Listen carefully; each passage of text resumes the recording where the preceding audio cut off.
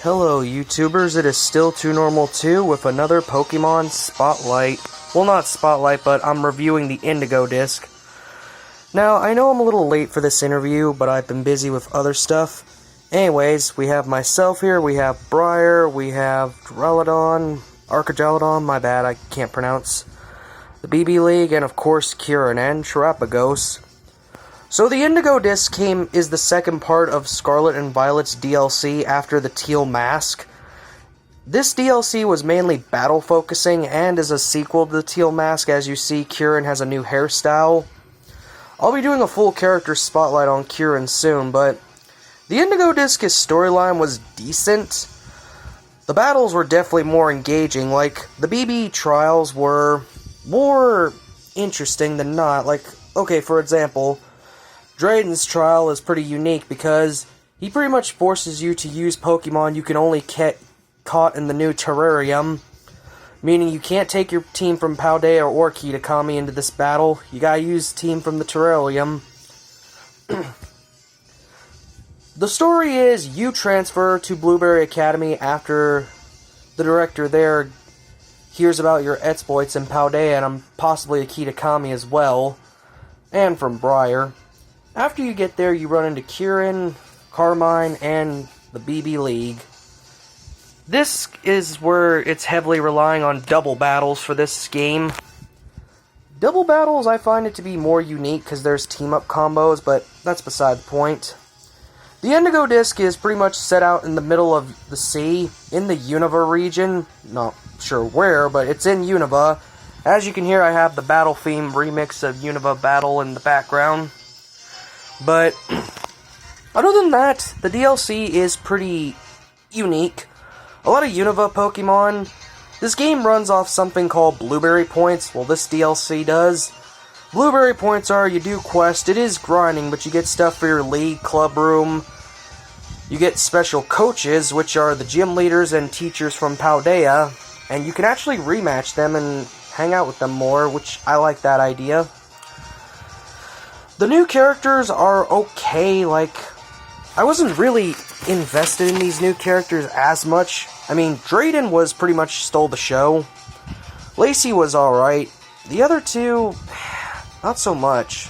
I mean, don't get me wrong, I do appreciate Koraidon flying. That's always a plus, but I felt like this DLC in terms of characters was mostly focused on Kieran and his obsession trying to beat you. Which, we did make him into this monster by the end of Teal Mask. But the new Pokemon we got, aside from Terapagos, we had Archagelodon, which, forgive me if I'm pronouncing that name wrong, which is an evolution of Duraludon, a Gen 8 Pokemon.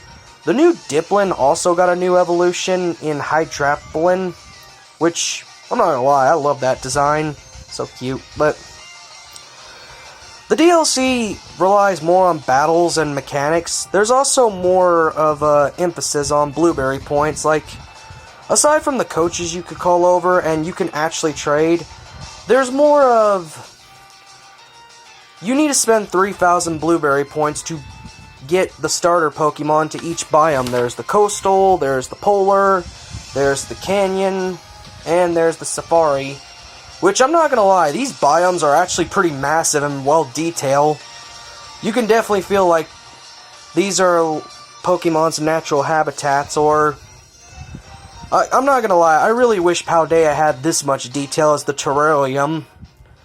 And, of course, I can't talk about the terrarium without mentioning the new terror type, I'm not even gonna try to pronounce it, we'll just say new type. I'm not sure if this is going to be a new type they're just going to add to Pokemon going forward, or if it's just going to be a Scarlet and Violet thing.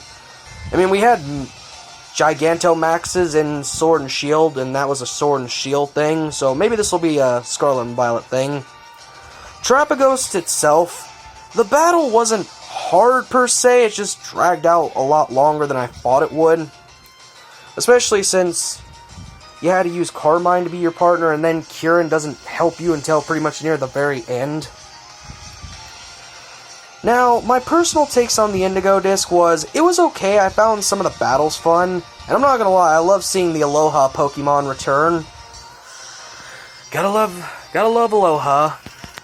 Anyways, the characters were decent. Kieran stole the show mostly. The new uniforms were meh, okay, I suppose. Only one got me, which was the sportswear, but other than that, I was kind of hoping more uniform customization, which I don't doubt Game Freak's most likely going to do in Gen 10 whenever that game comes. Other than that, the Indigo Disc is alright for the most part. The Blueberry points will be a grind, so prepare yourself. Oh yeah, Piran returns in this DLC as well, like she did the Teal Mask.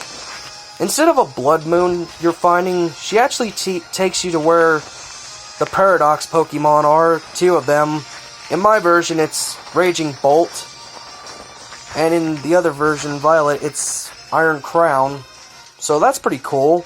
And like that one, you gotta register 200 Pokemon. Aside from that, the Scarlet and Violet Indigo Disc DLC was alright for the most part. Definitely a lot more battle focus, and leaving me a little bit more to be desired. Like, I'm not gonna lie, going to Area 0 again was fun with the new area, but I don't know, it just felt like more. I know Game Freak's coming out with an epilogue, which a lot of people seem to not like, but maybe it'll tie up loose ends, maybe it'll be good, I don't know. Sorry about that, folks, just technical difficulties on my part. Anyways, aside from my nitpicking, the Indigo Disc is pretty fun. A lot of old school Pokemon and your chance to get the starters. Legendaries do return in this game, but you don't get them till after you beat the story and meet a man called Snackworth. Do enough BB quests for him and he will tell you the location of the legendaries in Paldea. Other than that, the Indigo Disc was a pretty fun experience. Let me know what you guys think. Did you enjoy this Indigo Disc, or did you think it was underwhelming? Like and subscribe. 2Normal signing off.